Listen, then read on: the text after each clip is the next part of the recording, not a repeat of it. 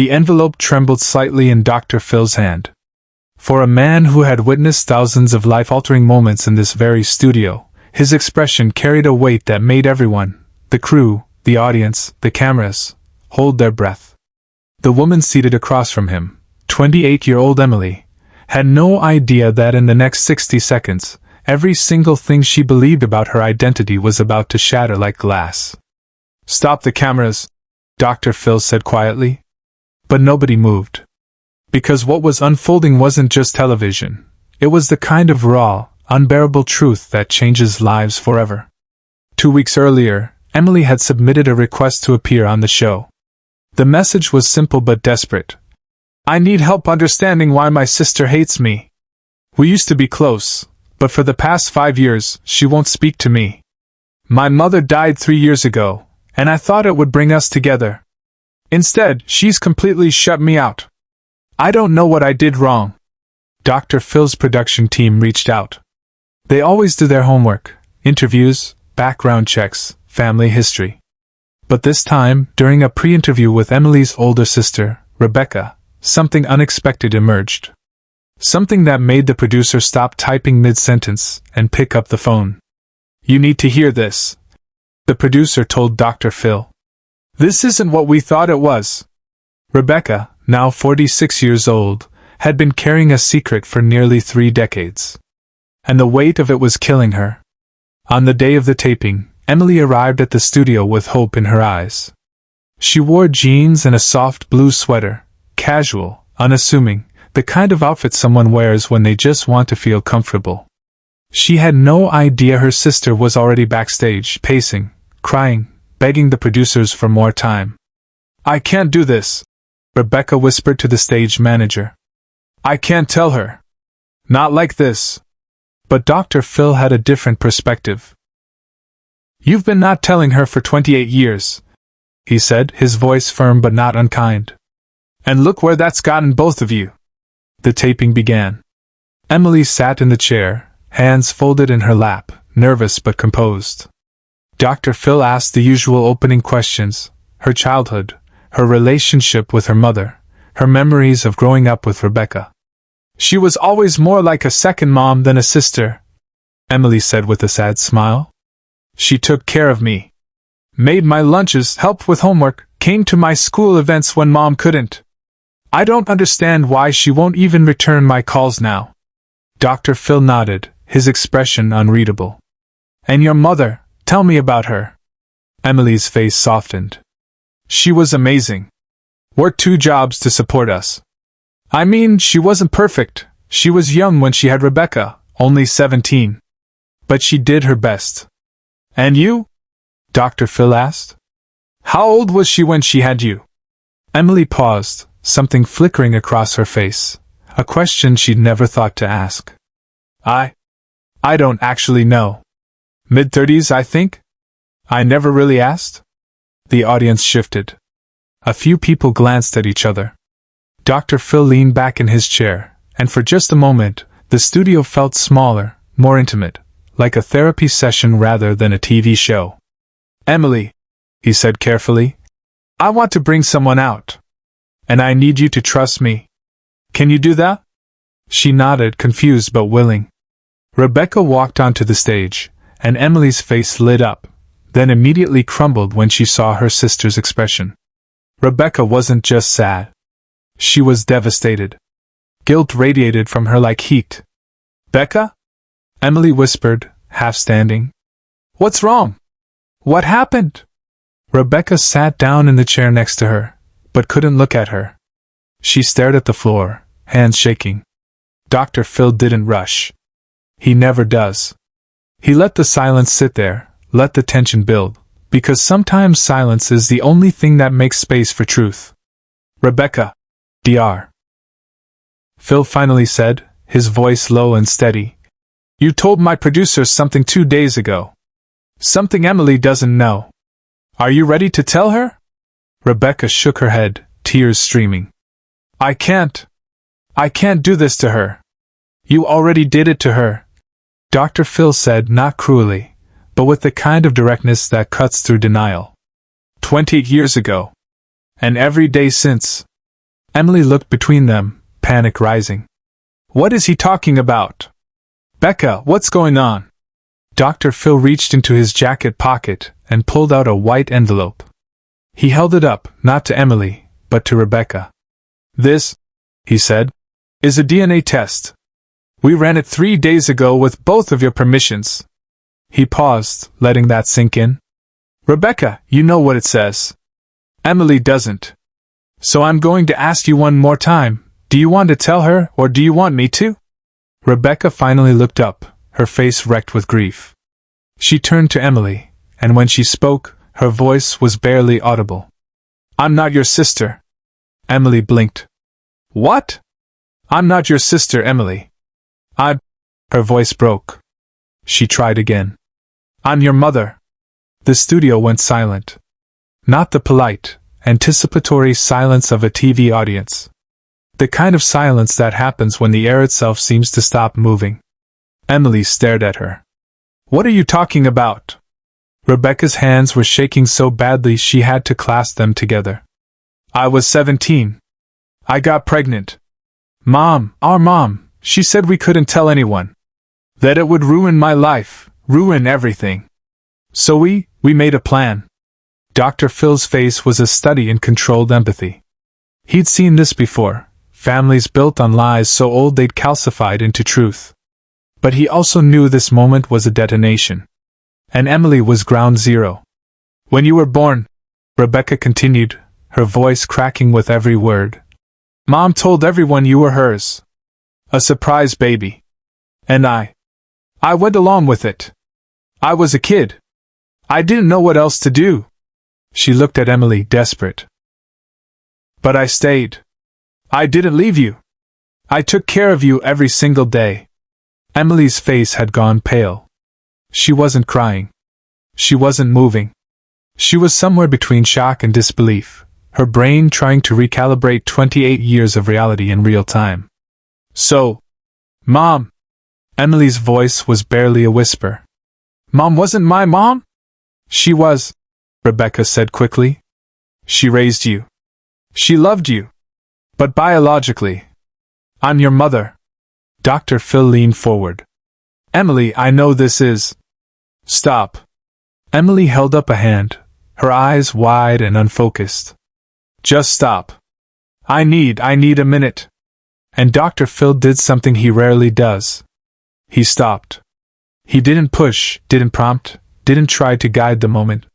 He just let her sit there, drowning in a truth she never asked for. The audience was frozen. Some were crying. Others just stared, unable to look away. After what felt like an eternity, Emily turned back to Rebecca. Her voice, when it came, was hollow. Why now? Why are you telling me this now? Rebecca's face twisted. Because I've been lying to you your whole life. And when Mom died, I thought I could just keep lying. But I can't. I see you at family events, and you look at me like I'm the enemy, and you have no idea why I pulled away. And the reason... She sobbed. The reason is because every time I look at you, I see the choice I made. And I hate myself for it.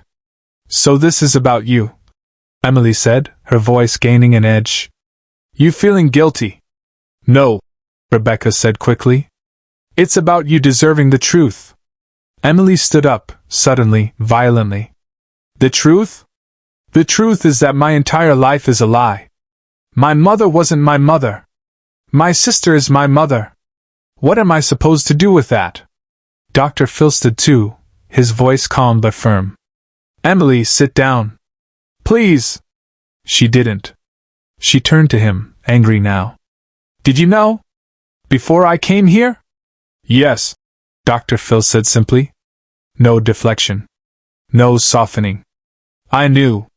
And you still brought me here. You ambushed me with this on national television. I didn't ambush you, Dr. Phil said, his tone steady. I gave you the truth. Something you've been owed for 28 years. Subscribe and leave a comment, because the most powerful part of this story is still ahead. Emily sank back into the chair, her hands covering her face. For a long moment, no one spoke. Then Dr. Phil walked over, knelt down in front of her, a move that surprised even his own crew, and spoke quietly, just to her. "I know this feels like your world just ended," he said. "But it didn't. You're still you. The love you had, the memories you have, they're still real.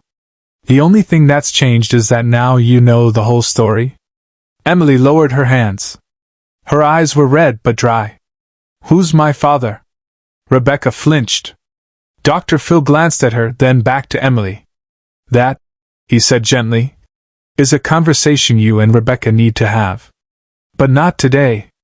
Today, we're just dealing with this." He handed Emily the envelope, the DNA results. She stared at it like it was radioactive. "You don't have to open it," Dr. Phil said. "You already know what it says. But if you need the proof, it's there." Emily took it with trembling hands. She didn't open it.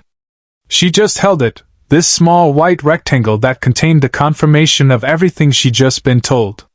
Dr. Phil stood, turning to Rebecca. "And you," he said, his voice harder now, "you need to understand something. You made a choice when you were 17. A choice you didn't have a lot of control over. But every year after that, you had a choice. And you chose the lie." Rebecca nodded, tears streaming. "I know. So here's what happens now," Dr. Phil continued. "You don't get to feel better just because you finally told the truth. That's not how this works. You wanted Emily in your life? Then you do the work. Therapy. Family therapy. You sit in the discomfort of what you did, and you let her be angry. You let her grieve. You don't get to rush her forgiveness." He turned back to Emily. "And you get to feel however you feel. Angry, betrayed, confused. All of it. But I'm also going to tell you something, that woman right there?" He gestured to Rebecca. "She may have lied about who she was, but she didn't lie about loving you. She stayed. She raised you. And that counts for something." The audience murmured in agreement, a few clapping softly. But Dr. Phil wasn't done. He turned to the camera, not the one focused on Emily, but the one that faced the audience, and spoke directly to the viewers at home. "If you're watching this and thinking, that could never be me, you're wrong. Families keep secrets. Big ones. And those secrets don't just disappear. They metastasize. They poison relationships. They steal years." He paused. "If you're carrying a secret that's eating you alive, get help. Talk to someone. Because the truth will come out eventually. And it's a lot less painful when you're the one who tells it." He turned back to Emily and Rebecca, his voice softer now. "We've arranged for both of you to meet with a family therapist, someone who specializes in this kind of trauma. It's not a magic fix. But it's a start." Rebecca looked at Emily, hopeful but afraid. Will you come? To therapy?" Emily didn't answer right away. She stared at the envelope in her hands, then at Rebecca, then at Dr. Phil. Finally, she spoke. "I don't know if I can forgive you. I'm not asking you to," Rebecca whispered. "But I will come to therapy," Emily said. "Because I need to understand. I need to know everything." Rebecca nodded, sobbing with relief. Okay. Dr. Phil placed a hand on Emily's shoulder. "That's enough for today. You've been through enough." The cameras pulled back, the audience remained silent, and for once, there was no applause. Because some moments aren't meant to be celebrated. They're meant to be witnessed. 2 months later, Dr. Phil's team followed up. Emily and Rebecca had attended 6 therapy sessions together. It wasn't easy. There were fights, tears, slammed doors. But they kept showing up. Emily had also started seeing a therapist on her own, working through the identity crisis that comes with learning your entire origin story was fiction. "I still don't call her mom," Emily said in the follow-up interview. "I don't know if I ever will. But we're talking. And that's more than we've done in 5 years. Rebecca, for her part, seemed lighter. "I know I don't deserve forgiveness," she said. "But just being honest with her, it's like I can breathe again." Dr. Phil watched the footage, nodding. This is what healing looks like, he told his team. It's messy. It's slow. But it's real. Back in the studio, months after that taping, Dr. Phil reflected on the moment during a production meeting. That envelope, he said, holding up a replica they kept for reference, wasn't just about DNA. It was about truth. And truth, no matter how painful, is the only foundation you can build a real relationship on. He paused, looking at his team. We don't do this show to create drama. We do it to break through the lies people tell themselves. And sometimes that means holding up a mirror they don't want to look into. One of the producers asked. Do you think they'll be okay? Emily and Rebecca? Dr. Phil considered that. I think they have a chance now. Before that envelope, they had nothing but silence and distance. Now they have truth. And truth, as painful as it is, gives you something to work with. He looked at the envelope one last time before setting it down.